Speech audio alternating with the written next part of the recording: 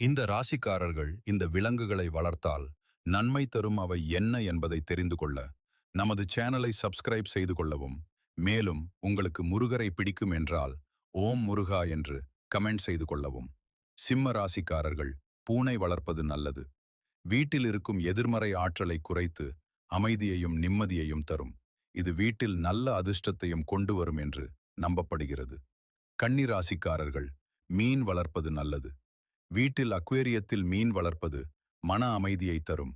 மேலும் இது செல்வ வளமும் நல்ல அதிர்ஷ்டமும் அதிகரிக்கும் என்று கூறப்படுகிறது. துலாம் ராசிக்காரர்கள் லவ் பேர்ட்ஸ் வளர்ப்பது நல்லது.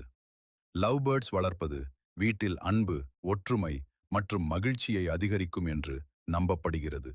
விருச்சிக ராசிக்காரர்கள் ஆமை வளர்ப்பது நல்லது. ஆமை வளர்ப்பது பாதுகாப்பு, நீண்ட ஆயுள் மற்றும் வாழ்க்கையில் நிலைத்தன்மையை தரும் என்று நம்பப்படுகிறது.